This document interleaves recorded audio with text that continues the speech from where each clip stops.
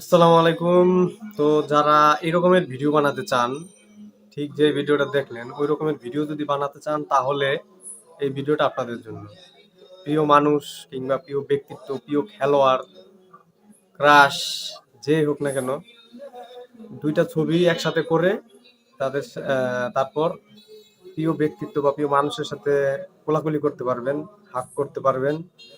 তো যারা এই রকমের ভিডিও বানাতে চান তাদের জন্য আজকে ভিডিও। তো আজকে আপনাদেরকে দেখাবো যে কিভাবে আপনারা এই রকমের ভিডিও বানাতে পারবেন। তো চলুন দেখা যাক।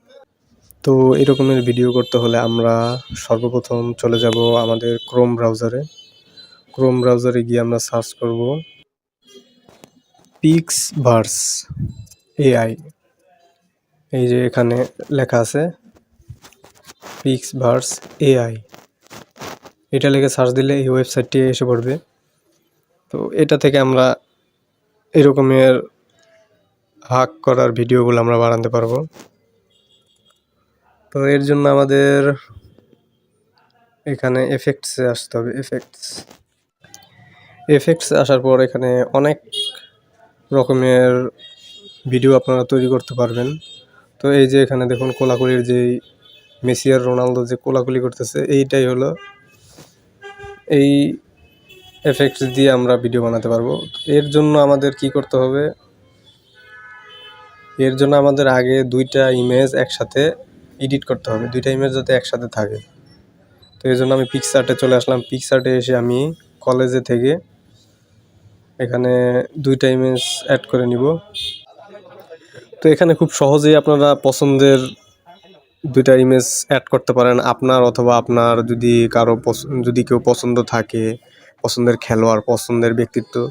তো আমি মেসির সাথে পিকচার অ্যাড করব। মেসির পিকচারটা আমি নামাই নিলাম, নামাই নিয়ে আমি এডিট করে নিব, দুইটা পিকচার যাতে একসাথে থাকে দুই পাশে। তো এটাই হলো মূল ক্রাইটেরিয়া। তো এডিট করার পর আমরা ডাইরেক্ট পিক্সভার্সে চলে যাব।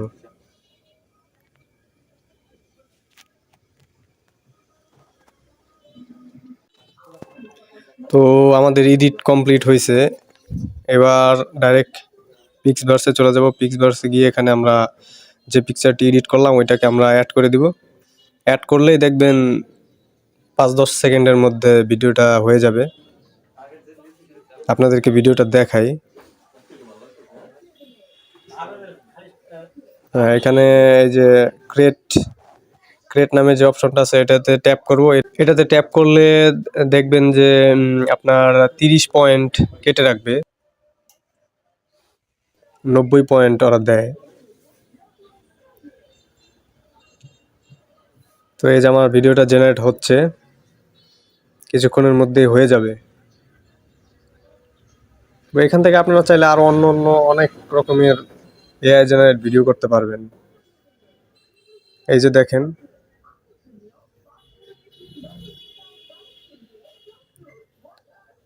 যেহেতু দুইটা পিকের সাইজ একটু ছোট বড় হয়ে গেছে, তাই একটু ভালো দেখা যাইতেছে না।